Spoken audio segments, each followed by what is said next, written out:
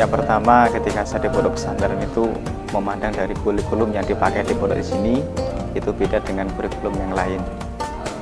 Artinya penataannya itu lebih komplit dan lebih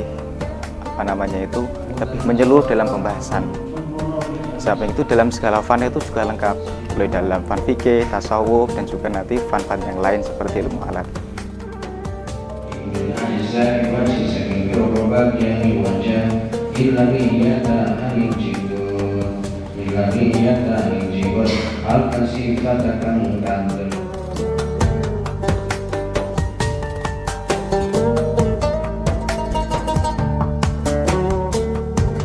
Ketika pendidikan salaf itu pembahasannya itu lebih dalam. Kalau pendidikan formal itu dibanding dengan isi yang terjadi dalam pendidikan salaf itu lebih dalam di salafnya.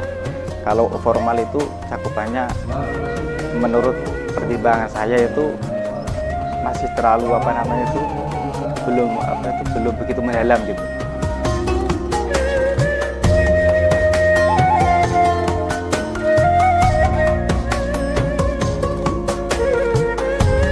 Kalau melihat dalam segala aktivitas yang juga kurikulum yang ditawarkan di pondok pesantren untuk sini, itu menurut kefahaman saya itu cukup sekali. Jadi santri kalau dia mau mengoptimalkan dari awal hingga nanti setelah dia tamat sekolah, nanti insya Allah itu sudah cukup. Jadi nggak sakit tidak kalah dengan pendidikan yang di Timur Tengah seperti Al-Azhar, memandang dari kurikulum yang ditawarkan dari pondok sini.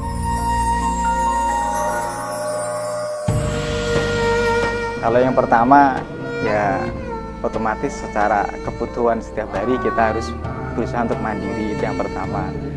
Kalau sukanya kita di sini bisa membangun masyarakat kecil sebelum nanti kita menghadapi masyarakat yang besar lagi. Itu.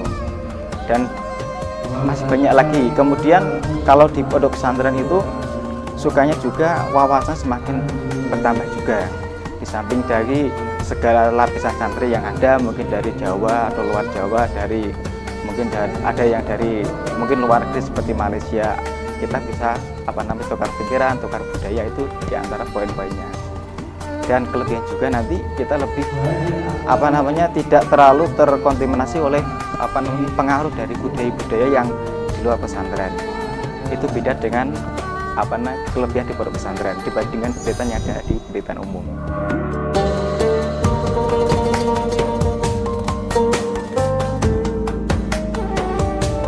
Kalau untuk pertama kali ya seperti itu. Mungkin kita dari rumah terbiasa dengan kehidupan yang aturannya nggak begitu ketat gitu. Tapi kita di pondok pesantren ya pertama kaget. Tapi lama-kelamaan ternyata kita mendapatkan suatu pendidikan yang secara langsung kita memahami, oh ternyata ketika diberi suatu aturan-aturan itu untuk kebaikan kita untuk masa depan. Karena segala aktivitas kalau nanti nggak dijadwal atau nanti tidak terkoordinasi dengan baik, nanti akan tidak bisa menghasilkan dengan kehasilan yang maksimal, terutama untuk menunjang masa depan itu. Pertama, waktu di rumah itu kita tidak terbiasa dengan membaca, biasa dengan nonton TV, tapi setelah di pondok pesantren kita diberi tarbiyah, diberi ilmu, diberi nasihat, kita lebih cinta dengan ilmu, suka membaca, dan ketika nanti suka membaca akan banyak wawasan, itu diantaranya. Dan juga nanti kita mendapatkan wawasan yang artinya kita tidak mengetahui secara lebih luas ketika di pondok pesantren. Dari bimbingan para masyayikh kita mendapatkan tambahan ilmu, itu yang sangat penting sekali. Kalau di pondok pesantren itu sudah ada kegiatan ya, misalnya seperti kegiatan yang berorganisasi. Kalau di sini namanya M3HT, itu di situ santri digodok untuk memahami kegiatan-kegiatan yang nantinya itu bisa dibawa untuk masyarakatan. Juga nanti ada seperti pidato, itu juga paling tidak ketika kita sering latihan di pondok, aktivitas di pondok, nanti itu akan bermanfaat di rumah. Kemudian ada juga yang lain seperti misalnya pramuka, komputer, dan juga nanti seperti pencaksilat. Artinya ketika di pondok pesantren itu sudah banyak sekali kegiatan yang nantinya akan dimunculkan di masyarakat. Otomatis ketika santri itu aktif dengan kegiatannya, ketika nanti di masyarakat dia tidak akan kaku untuk menghadapi kenyataan yang ada di luar pesantren.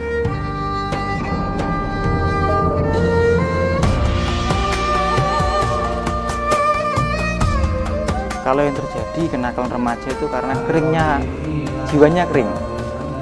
Jiwanya kering, padahal dalam kehidupan itu kan nanti ada 2 poin ya. Ada kebahagiaan jasmani dan rohani.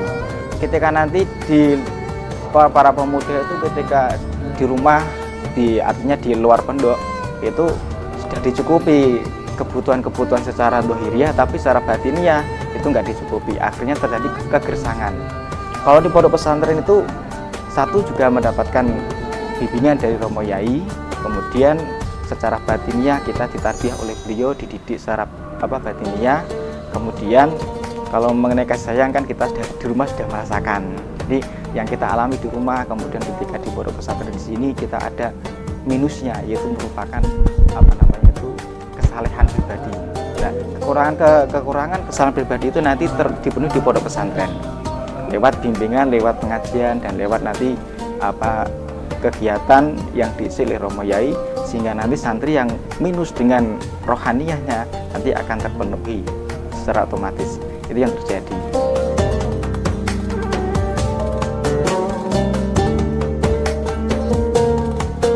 Pertama yang dialami itu santri itu karena di pesantren itu seperti memaknai kan.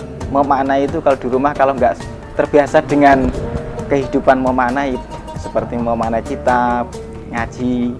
Bagi mereka yang memang dari awalnya sudah nol, nanti ketika berada di pondok pesantren ya dia nanti menghadapi kendala.